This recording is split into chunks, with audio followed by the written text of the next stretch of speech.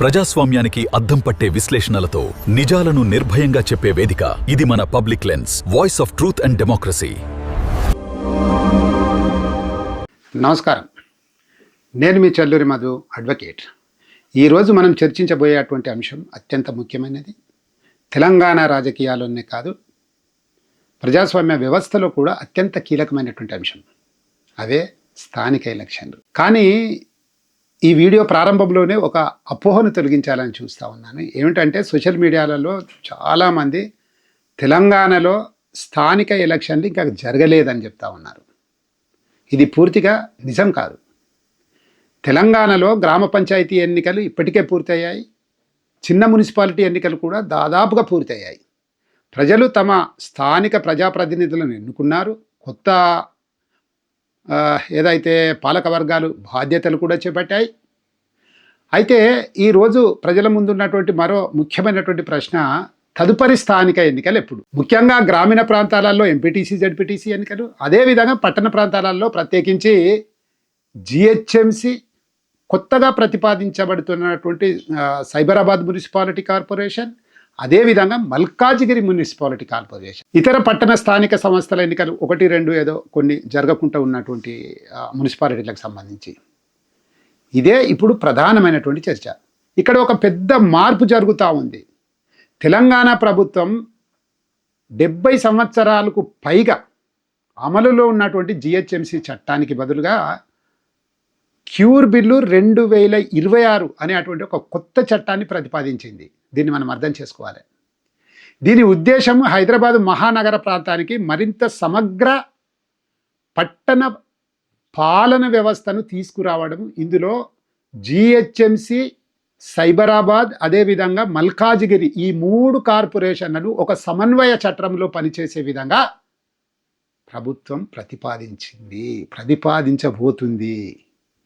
దీని వెనుక ప్రభుత్వం దీని వెనుక ఉన్నటువంటి అభిప్రాయం అంటే, ఇది చేయడానికి గల కారణం, ప్రభుత్వం చెబుతున్నటువంటి కారణాలు ఏమిటంటే, 1955లో ఉన్నటువంటి హైదరాబాదు ఈ రోజు ఉన్నటువంటి హైదరాబాదు ఒకటి కాదు. ఆ రోజు ఉన్నటువంటి జనాభా కేవలం 15 లక్షల జనాభానే.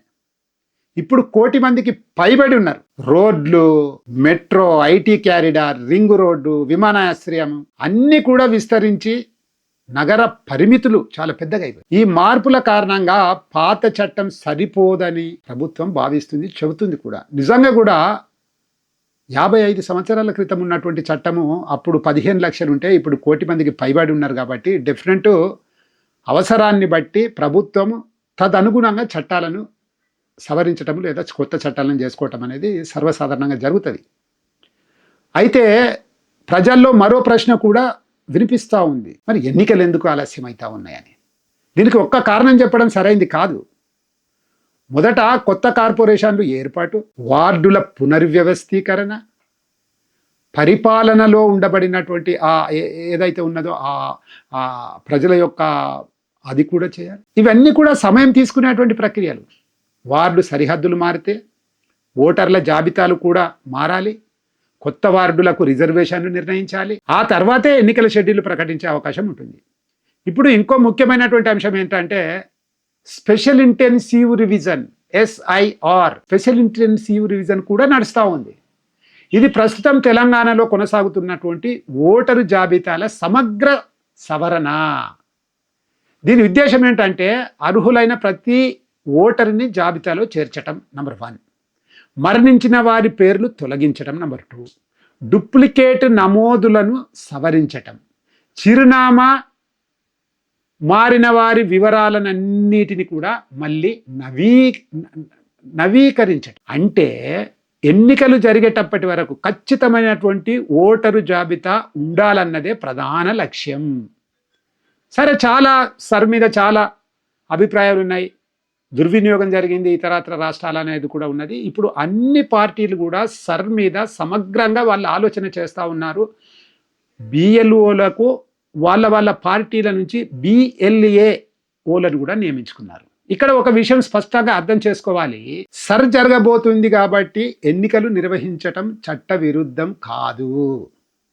జరుగుతున్నంత మాత్రాన ఎన్నికలు ఎందుకు నిర్వహించకూడదు అనే ప్రశ్న వస్తున్నప్పుడు సరి జరుగుతున్నప్పుడు ఎన్నికలు నిర్వహించబడవు అని అంటారు. ఇది సరికాదు. కానీ ఇక్కడ ఒక విషయం అర్థం చేసుకోవాలి మనము. ఇదే ఎన్నికల యంత్రాంగం, అదే బిఎల్ఓలు, అదే జిల్లా అధికారులు ప్రస్తుతం సర్లో పూర్తిగా నిమగ్నమై ఉన్నారు. అందువల్ల ఈ సమయంలో మరో భారీ ఎన్నికల ప్రక్రియ నిర్వహించడం అనేది పరిపాలనా పరంగా చాలా క్లిష్టమవుతుందని అధికారులు చెబుతున్నారు. ఇది నిజం కూడా.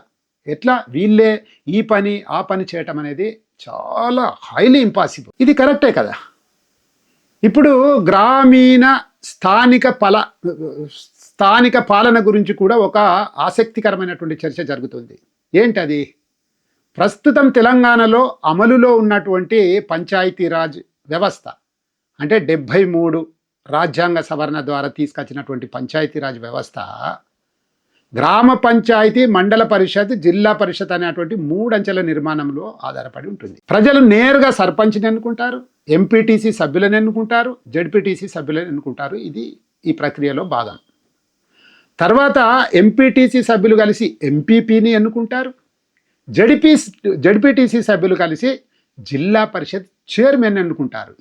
ఇది అంటే ఎన్నికైనటువంటి ఎంపీటీసీ సభ్యులు ఆ మండల ప్రెసిడెంట్ని ఎన్నుకుంటారు, జిల్లా పరిషత్కు ఎంపికైనటువంటి జడ్పీటీసీ సభ్యులు జిల్లా పరిషత్ యొక్క చైర్మన్ ఎన్నుకుంటారు.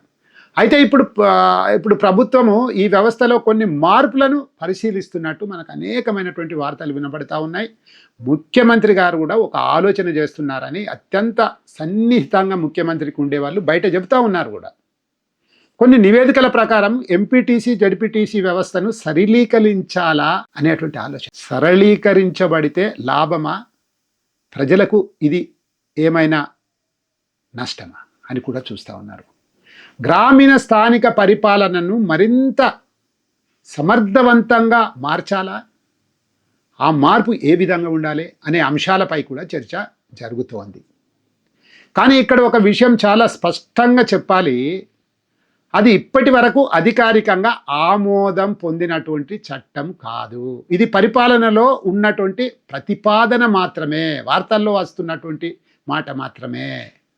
అమలులోకి రావాలంటే చట్ట సవరణలు, అవసరమైతే రాజ్యాంగ పరమైనటువంటి పరిశీలనలు, శాసనసభ ఆమోదం, ఇలాంటి అనేకమైనటువంటి ప్రక్రియలు పూర్తయితే ఈ అన్ని పరిణామాలు ఒక రూపం దిద్దుకుంటాయి.